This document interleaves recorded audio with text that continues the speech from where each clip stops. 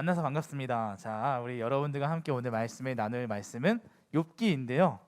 이번 주 제가 설교 준비를 교회에서 하고 있는데 욥기를 가지고 계속 씨름하고 있었거든요. 그러니까 옆에서 강도사님이 말하기를 설교 준비 안 돼 욥? 밥 먹으러 갈까 욥? 계속 그러더라고요. 저한테 욥욕 거려서 귀여운 모드가 발동해가지고 설교가 더 안 써졌던 경험이 있었습니다. 오늘 여러분들과 함께 욥기를 나누려고 하는데요. 오늘의 말씀 제목은 진짜 지혜를 찾아서라는 제목입니다. 저는 여러분 요즘 주일이 매우 기다려집니다. 말을 잘못했나요? 저는 매주가 기다려져야 하는데 요즘 주일이 기다려지더라고요. 주일이 왜 기다려질까요? 현장에 여러분들이 오기 때문에. 제가 요즘 주일을 기다리는 건 그토록 기다리던 제가 좋아하던 드라마가 오늘 드디어 마지막 회를 하게 됩니다. 뭔지 알 것 같죠? 뭔지 몰라요. 자, 요즘 하는 드라마인데 부모님들이나 교사 선생님들은 아실 것 같은데 25, 21라는 드라마입니다. 네, 나이도 선수 하면서 끝났고 저는 어제 거 보지 않았습니다. 스포하지 마세요. 전 주일 밤에 봅니다. 몰아서 아내와 함께. 그러니까 오늘 가서 볼 예정이기 때문에 이걸 오늘 기다리는 마음에 주일이 기다려지고 있었습니다, 여러분. 솔직한 심정을 이야기하고 있네요. 네, 이 25, 21, 제 나이는 35이라고 이제 공개를 하고 35, 이게 또 청춘의 드라마 이야기인데 이 드라마를 보면서 이런 생각이 들었습니다. 여러분, 드라마에는 늘 기승전결이라는 게 있다는 거 아세요? 그래도 있고 기승전결 들어보셨어요? 들어봤어요, 경선이? 네. 1부에는 아무도 들어보지 않았다고 하는데 2, 3부에는 있네요. 기승전결이란 게 뭐냐면 기승전결이란 글을 체계 있게 짓는 방식.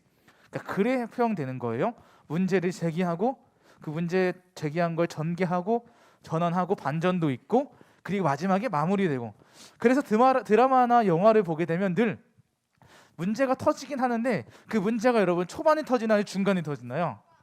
대부분 중간에 터지죠. 물론 문제가 되겠다라는 것을 암시하는 것들이 초반에 있긴 하지만 문제가 중간에 터지기도 합니다. 지금 제가 보는 드라마에서 12화에서 많이 터지더라고요.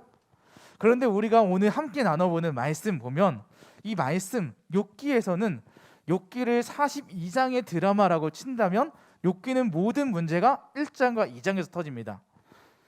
욥기는 모든 문제가 1장과 2장에서 팡팡 터지고 그리고 이야기가 계속해서 진행이 되는 걸 볼 수 있는데 오늘 욥은 어떤 문제가 일어났고 그 문제 속에서 무엇을 경험했는지를 여러분들과 나누고 싶습니다. 자, 욥 들어보셨나요? 들어보셨나요? 네, 죄송합니다. 안 들어봤어요. 네, 여러분, 욥은 어디 살았냐면 우스라는 지역에 살았습니다, 여러분. 우스라는 지역에 살았는데 우스운 곳이 아니고 우스라는 지역입니다. 그 우스라는 지역에서 대단했던 사람이었어요. 얼마나 대단했는지 소문이 다 났거든요. 오늘 말씀을 보면 욥에 대해서 이렇게 소개하고 있습니다. 우리 아래에 자막 함께 읽어볼게요. 다음 거 넘겨주세요. 시작. 욥은 흠이 없이 정직하고 하나님을 경외하는 사람. 네, 여러분, 욥은 흠이 없이 정직했고요, 깨끗하다는 거죠. 청렴했어요. 그리고 하나님을 경외하던 사람이었다라고 소개하고 있습니다. 그는 심지어 여기 표현되지 않았지만 악을 미워했던 사람이라고 합니다. 완벽했던 사람이에요. 그는 하나님의 시선으로 볼 때나 사람의 시선으로 볼 때나 모든 것이 완벽했던 사람이었습니다. 그런데 그런 욥에게는 그림에 보는 것처럼 많은 아들들, 자녀들이 있었습니다. 그는 이 자녀들만 있은 게 아니고 가축들도 많았고요. 얼마나 많았는지 양 7,000마리, 낙타 3,000마리, 소와 암낙이 수많은 종들까지도 있다고 합니다. 이 말은요, 욥은 부자였다라는 거예요. 그 당시에 동물, 종 많으면 재산이 많은 거였습니다. 그는 재산도 많았지만 그 부유한 것이 끝이 아닙니다. 오늘 성경에 보면 그는 믿음까지도 두었다라고 표현하고 있습니다. 욥은 믿음, 심지어 성품, 경제적으로 모든 것들이 완벽했다라고 합니다. 우리들을 여러분 이 모든 것을 다 갖춘 사람들을 가리켜 뭐라고 하죠? 세 글자로? 대부분 완벽한 사람들은 항상 엄마의 입에서 오르내리잖아요. 그런 사람을 가리켜 엄친아라고 하잖아요. 엄마 친구의 아들은 이래라고 하면서 항상 완벽한 것으로 소개되는 엄마 친구의 아들, 이걸 찾아보면 이렇게 표현하더라고요. 정말 빠지고 모자랄 게 없는 모든 부분이 완벽한 사람. 연기도 잘하고 잘생겼고 인기도 많고 옆에 있는 사람처럼 이렇게 엄친아들을 가리켜 이렇게 정말 빠지고 모자랄 게 없는 모든 부분이 완벽한 사람이라고 합니다. 마치 오늘 욥이 이랬고요. 이걸 욥의 게임의 능력치를 표현해본다면 이런 능력치가 될 것 같습니다. 혹시 여러분이 나왔는데 방금 사라졌네요. 누군지 아세요? 손흥민 선수입니다. 게임에 보면 피파라는 게임에 보면 이 사람들의 능력치를 어떻게 표현하냐면 저 초록색에 보이는 도표 보이세요? 한 팔각형 보이나요? 팔각형? 여기에 패스, 슛, 그리고 드리블, 디펜스, 수비력, 그리고 피지컬, 체력 이런 것들을 가리키는 겁니다. 그래서 이게 모든 능력치를 가리키는 건데 이게 점이 클수록 능력치가 모든 게 다 골고루 다 갖췄다는 거죠. 하지만 이 점이 연결된 게 적을수록 능력치가 좋은가요? 좋지 않은 건가요? 좋지 않은 거죠. 이렇게 표현하는 것처럼 욥을 능력치로 표현해 본다면 욥은 육각형, 모든 것이 정육각형일 것 같습니다. 앞에 보시면 그림처럼 욥은 자녀의 소유, 하나님에 대한 믿음, 종과 동물의 소유 여부, 경제적으로도 사회적으로도 모든 것이 다 완벽하게 꽉 차 있는 능력치 완벽한 사람이 바로 욥이었습니다. 그런데 여러분, 욥에게 변화가 생깁니다. 한번 능력치를 보시면 욥의 능력치가 어떻게 줄어들었죠? 아까 차이가 있죠. 자연의 소유가 확 떨어졌고요, 종과 동물의 소유도 확 사라졌습니다. 경제적인 것들이 모두 다 사라지고 그에게 남은 능력치는 하나님께 대한 믿음과 정직도였습니다. 하지만 말씀을 보다 보면 이것도 조금씩 사라져간다는 것을 볼 수 있는데요, 이 능력치가 왜 이렇게 줄어들었냐 하면 욥에게 고난이 찾아왔기 때문입니다. 우리 욥기 1장 11절 말씀을 함께 읽어보겠습니다. 같이 읽어볼게요. 시작. 그러나 이제 주께서 손을 내미셔서 그가 가진 모든 것을 빼앗아 보십시오. 그러면 그가 주님을 똑바로 쳐다보며 저주할 것입니다. 아멘. 지금 사탄이 하나님께 와서 말하는 거예요. 요청합니다. 하나님, 욥이 하나님께 대한 믿음을 가지고 있는 것은 모든 것을 가지고 있기 때문입니다. 만약 하나님이 그 모든 것을 뺏어가신다면 욥의 믿음은 사라질 것입니다. 한번 시험해 보시죠. 그래서 시험했습니다. 그래서 자녀도 뺏어가고 재산들도 모든 것들 다 사라지게 됩니다. 그래 보는 것처럼 욥에게는요, 고난이 팡팡팡팡 다 터집니다. 이게 모든 것들이 다 1장과 2장에서 나오는 이야기였어요. 그런데 이 모든 것들을 다 뺏어갔는데 그 욥에게 뺏어가지 못했던 것이 있죠. 그게 뭐죠? 하나님에 대한 믿음, 신앙이었죠. 이 믿음을 뺏기 위해서 다른 것들을 다 뺏어갔는데 믿음을 뺏지 못하고 결국 믿음만 남았습니다. 다른 것들을 뺏으면서 믿음을 뺏으려고 했지만 중요한 그들이 생각했던 믿음을 뺏지 못했죠. 욥의 신앙은 뺏어갈 수 없었습니다. 그런데 만약 여러분, 이 욥에게 이런 고난들이 계속해서 터졌는데 이렇게 어려움과 고난을 만난 사람들이 여러분들이 만나면 그런 사람들에게 여러분들은 어떤 말을 해줄 수 있을까요? 여러분 곁에 어려움을 당한 친구가 있습니다. 어떤 말을 해줘야 될까요? 1번 객관식으로 낼게요. 위로한다. 2번 가만히 있는다. 3번 조언한다. 4번 없어요. 4번 훈수둔다. 똑같은 말이지, 조언한다와. 자, 아까 어떤 친구가 그러더라고요. 이렇게 하면은 훈수를 도와야 된대요. 13번은 뭐예요? 위로하면 조언한다. 좋아요. 예, 여러분 아무리 위로하면 조언한다. 좋아요. 조언이 들어가면 그 조언이 될 수 없을 것 같습니다. 왜냐하면 여러분 어려움과 고난이 만났을 때 꼭 이런 사람들이 있어요. 혹시 이런 경험 해본 적 있나요? 뭐가 잘 안 됐을 때, 야 거봐, 그거 하나님의 말씀대로 순종하지 않으니까 너에게 그 일이 터진 거야 라면서 고난, 그 사람들의 그 뜻을, 야 이게 하나님의 뜻이 아니잖아 라고 하고요, 그리고 주일날 예배를 드리지 않고 몰래 놀러 갔다가 부모님한테 걸렸어요. 근데 놀러 갔다가 잡혔어요. 이때 또 그러죠. 부모님들이 거봐, 꼴을 좋다, 예배 안 드리고 그렇게 노니까 그렇게 된 거잖아, 하나님의 뜻이야 라고 하잖아요. 여러분, 하나님의 뜻이기도 하지만 그게 중요한 게 아니고 여러분이 놀다 다쳤기 때문에, 놀았기 때문에 다친 겁니다. 하나님의 뜻보다는 여러분들이 잘못된 선택을 했기 때문에 다쳤다라는 걸 기억하면 좋겠어요.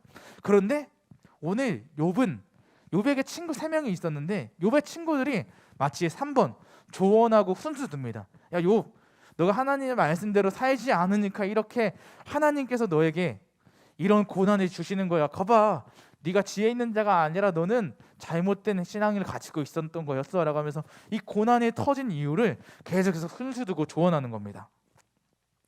만약 여러분들이 욥이었다면, 이런 소리를 들었다면 여러분들은 어떻게 반응할 거예요? 만약 내가 욥이다, 그 친구들이 이런 말을 했습니다. 어려움, 나 힘들어 죽겠는데, 야 너 그렇게 지내는 거 네가 하나님 말씀 안 들어서 그래. 그러면 어떨 것 같아요? 슬프죠. 저 같으면 아마 싸우고 다툴 것 같습니다. 야, 네가 어떻게 하나님의 뜻을 알아가지고 나한테 이렇게 조언하는 거야? 그래서 욥기를 보면, 욥기 구조를 보면 이렇게 되어 있습니다. 여러분, 욥기 1, 2장에는 모든 문제가 팡팡팡 터졌다고 제가 말했잖아요. 그래서 서문이라는 게 그 안에 문제가 터진 것들을 이야기하고 있고, 욥기는 총 42장 중에서 글을 보시면 3장부터 42장 6절, 41장까지는 욥의 세 명의 친구들과 논쟁하고 야 이게 맞아 아니야 이런 이야기를 담고 있고, 그러다가 엘리후라는 친구가 반박하고 하는 이야기들이 나와요. 그게 37장 가지고 37장까지 그런 논쟁이 나옵니다. 이런 것들이 바로 욥기이고요. 그 이후에 38장부터 하나님 등장하고 결말 짓고 하는 게 욥기라는 큰 말씀 속에 있는 이야기입니다. 싸움했다는 거죠. 결국 대부분이 친구들과 논쟁하는 이야기가 욥기에 많이 나와요. 친구들의 조언이 합당하지 않았기 때문이죠. 그러나 여러분, 이렇게 어려움을 당한 친구들을 만나면, 욥이 만나면 우리는 이렇게 해야 됩니다. 저를 따라 보겠습니다. 조언보다는 공감과 위로입니다. 네, 어려움을 만난 친구들을 만나면 조언보다는 그냥 공감해주고 위로해주는 게 최우선입니다. 하지만 욥의 친구들은 그러지 못했습니다. 논쟁을 계속해서 거듭했습니다. 그런데 여러분, 논쟁과 논쟁이 계속 거듭되더라도 문제가 해결될 때가 있습니다. 그때가 언제냐면요, 키를 가진 사람, 열쇠를, 실마리를 가지고 있는 사람, 아니면 그거에 대해서, 그 분야에 대해서 권위를 가진 사람, 힘이 있는 사람, 이런 사람들이 등장하면 그 모든 논쟁들이 싸그리 해결되는 것을 우리는 볼 수 있어요. 왜냐하면 분명한 권위가 있든지 우리들과는 차이가 있거든요. 제가 가끔씩 동물에 관한 유튜브를 보거든요. 제가 어렸을 때는 동물 되게 싫어했어요. 밥 먹으면서 동물 보지 않았어요. 괜히 그러더라고요. 저는 사람만 좋아했습니다. 네, 그랬었는데 지금은 가끔 이제 동물이 재밌더라고요. 동물에서를 보면 재밌는데, 하이에나가 떼를 지어서 사냥을 하잖아요. 자기들끼리 무리를 지어서. 그런데 그 하이에나들이 무리를 지어서 사냥을 하다가도 갑자기 도망가는 때가 있습니다. 언제일까요? 사자가 나타났을 때. 정답은 늘 이렇게 똑같이 나오더라고요. 예, 사자가 뭐예요? 흔히가 동물의 왕이라고, 물론 동물의 왕이 아니다라는 말이 많지만, 사자가 나타나면 갑자기 멈칫하고 하이에나들이 도망을 가게 됩니다. 왜냐하면 숫사자의 힘은 이루 말할 수 없기 때문이죠. 그러니까 그들이 떼를 지어서 숫자가 많더라도 멈칫하는 것을 볼 수 있는데요, 욥과 새 친구도 마찬가지였습니다. 거듭된 논쟁이 계속해서 됐지만 38장부터 하나님이 직접 등판하시거든요. 38장, 39장, 40장, 41장에서 하나님이 직접 나타나셔서 말씀하는 거예요. 논쟁이 계속되고 있는 시점에서, 그 가운데서 욥의 믿음도 조금씩 사라지고 있을 때 하나님이 직접 등판하셔가지고 말씀하십니다. 하나님의 등장으로 이 논쟁들이 다 끝나는 거예요. 그들이 가지고 있던 논쟁거리들에 대해 하나님이 다 대답해 주시고 하나님이 어떤 분이신지를 소개합니다. 그래서 오늘 하나님의 말씀을 듣고 나서 욥이 그 하나님의 등판하신 이후에 입을 열어서 처음 고백하는 것이 42장이에요. 오늘 우리가 읽어봤던 말씀 42장 1절부터 5절 말씀인데, 너무나도 길어서 긴 것보다 제 설교가 길 것 같아서 다 축약해서 5절만 읽었는데, 그리고 5절만 한번 읽어볼게요. 시작. 주님에 대하여 귀로 듣기만 했는데 이제 저는 주를 눈으로 직접 보았습니다. 아멘. 네, 그러는 거예요. 하나님께서 자신의 어떤 분인지 소개하니까 욥이 입을 처음 열어서 말한 게, 주님에 대하여 제가 귀로 듣기만 했는데 이제 저는 주님을 직접 보았습니다. 하나님을 경험했습니다. 라고 하나님의 물음에 대답하는 거예요. 이제 하나님, 제가 하나님을 직접 보았네요. 그래서 1절부터 5절까지를 두 문장으로 요약하면 이거예요. 첫 번째는 이겁니다. 저를 따라보겠습니다. 우리는 하나님의 계획을 방해할 수 없습니다. 네, 여러분, 욥기 42장 1절부터 5절을 요약하면 이렇게 됩니다. 첫 번째, 하나님의 계획을 우리는 방해할 수 없어요. 두 번째입니다. 두 번째 같이 읽게요. 시작. 이 세상은 하나님의 뜻대로 움직입니다. 네, 이 세상은 하나님의 뜻대로 움직입니다. 이게 욥기 42장 1절과 5절에 나오는 욥의 고백이었습니다.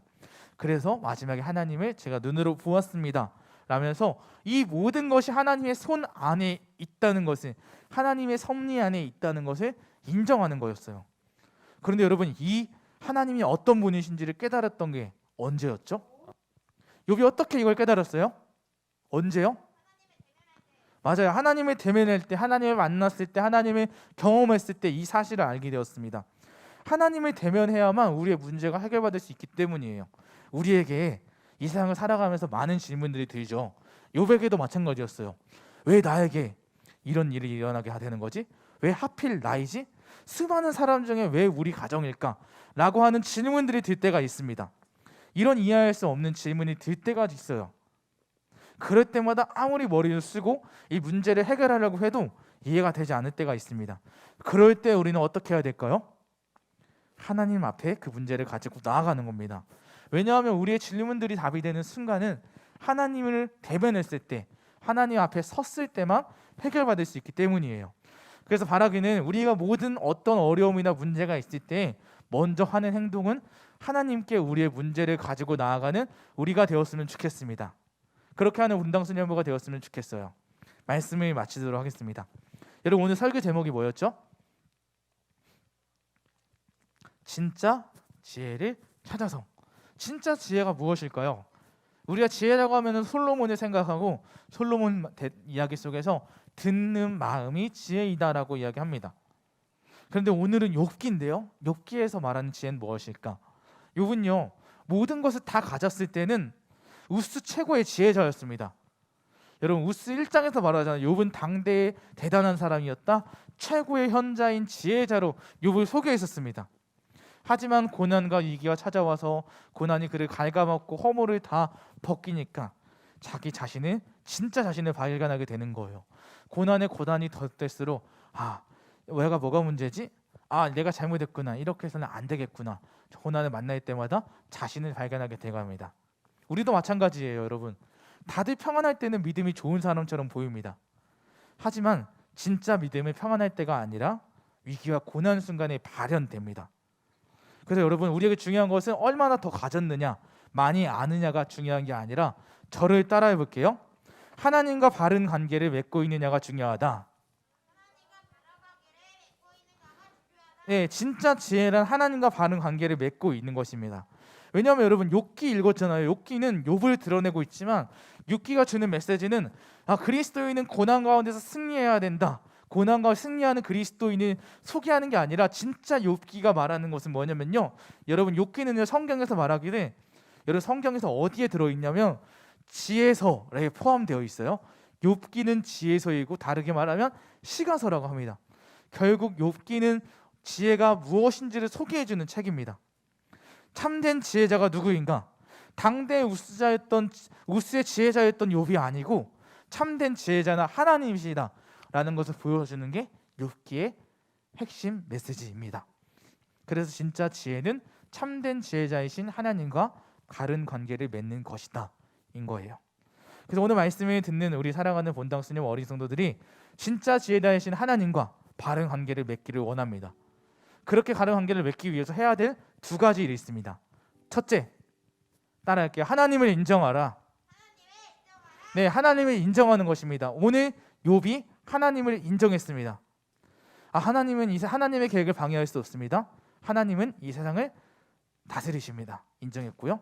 그렇지만 우리도 하나님의 존재를 인정해야 되고요. 둘째, 하나님을 의지하는 것입니다. 네, 하나님을 의지해야 됩니다. 하나님을 인정했다면 제가 하나님을 의지합니다라고 하면서 우리의 삶을 맡기면 좋겠습니다. 여러분, 그래서 우리가 신앙의 기초라고 하는 기도하는 일, 말씀 보는 일을 계속해서 해야 되는 것은 그게 하나님을 의지하는 행동이기 때문이고, 그걸 통해서 우리가 어떤 순간이 왔을 때에도 흔들리지 않고 하나님, 위기의 순간 속에서도, 어려운 속에서도 하나님과 바른 관계를 맺을 수 있는 통로이기 때문입니다. 기본기가 중요한 이유는 위기의 상황 속에서 흔들리지 않기 위함입니다. 그래서 여러분, 신앙의 기본기인 말씀 보는 일, 기도하는 일에 최선을 다하는 우리가 되었으면 좋겠습니다. 그래서 우리가 그 기본이 튼튼해서 어떤 상황 가운데서도 흔들리지 않는 그리스도인으로 살아가는 우리 본당 수녀부가 되기를 축복합니다. 우리 시간 함께 기도하겠습니다. 이 시간 기도할 때 이렇게 기도할게요. 하나님, 어떤 상황 속에서도 진짜 지혜자이신 하나님과 함께 바른 관계를 맺으며 살아가는 제가 될 수 있도록 인도하여 주시옵소서. 참된 지혜는 하나님과 바른 관계를 맺는 것이라는 것을 배웠습니다. 하나님, 우리가 하나님을 인정하며 하나님을 의지하는 삶 살아갈 수 있도록 도와주시옵소서. 지금은 그렇지 못하지만 신앙의 기본기인 기도하는 일과 말씀 보는 일을 통하여서 하나님과 바른 관계를 유지해 나가는 제가 될 수 있게 인도하여 주세요. 하나님께 우리 삶을 맡겨드리면서 우리 함께 기도하도록 하겠습니다. 기도하겠습니다. 사랑하는 하나님 아버지, 감사합니다. 우리가 하나님과 바른 관계를 맺고 살아가기 원합니다. 하나님, 우리가 그냥 평안한 순간에만 하나님을 의지하는 것이 아니라 어떤 순간에서든지 하나님과 의지하며 살아가기 원합니다. 주님, 우리가 하나님과 바른 관계를 소원하오니 우리의 믿음 가운데 온전히 주요 되시는 하나님만을 늘 살아갈 수 있는 우리가 될 수 있도록 인도하여 주시옵소서. 수도 없이 넘어지고 쓰러질 때도 많습니다. 그런 상황 속에서 우리가 하나님과의 관계의 끈을 놓지 않기 위해 매 순간 평안할 때 일상 속에서 하나님과 바른 관계를 맺으며 살아갈 수 있는 제가 될 수 있도록 인도하여 주시옵소서. 주님, 너무 연약합니다. 부족합니다. 그렇기 때문에 하나님을 더욱 찾습니다. 우리의 모든 순간, 삶의 순간순간만 하나님의 도우심을 구하오니 어떤 상황 속에서 주님과 함께하는, 주님 지혜 다시는 주님과 동행하는 우리 삶이 될 수 있도록 인도하여 주시옵소서. 사랑하는 하나님 아버지, 감사합니다. 하나님, 우리가 진짜 지혜 되신 하나님과 바른 관계를 맺기를 원합니다. 하나님, 우리가 그냥 평안할 때만 하나님을 예배하는 예배자가 아니라 어떤 상황 가운데서든지 하나님과 바른 관계를 맺기 위해 늘 그 관계 유지에 힘쓰는 우리가 되길 원합니다. 우리와 관계를 맺기 위해서 먼저 찾아오신 예수님의 사랑을 기억하며 우리 또한 그 예수님의 사랑에 보답하여 말씀 보고 기도하는 일 가운데 전심전력할 수 있는 우리 사랑하는 본당 순양부 어린이 성도들이 될 수 있도록 주님 인도하여 주시옵소서. 그래서 진짜 지혜자 되시는 하나님과 함께 우리 삶 가운데 동행하며 살아갈 수 있도록 도와주시옵소서. 감사드리며 예수님의 이름으로 기도드립니다. 아멘. 우리 같이 코이노니아 찬양하면서 서로를 축복하며 예배를 마무리하도록 하겠습니다.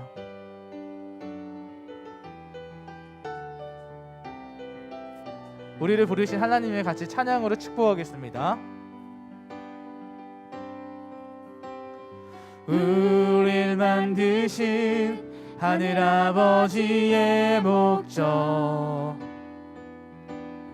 그분과 연결된 영원한 생명, 예수 안에 있는 우리 모두에게 이미 시작된 하늘나라, 우릴 부르신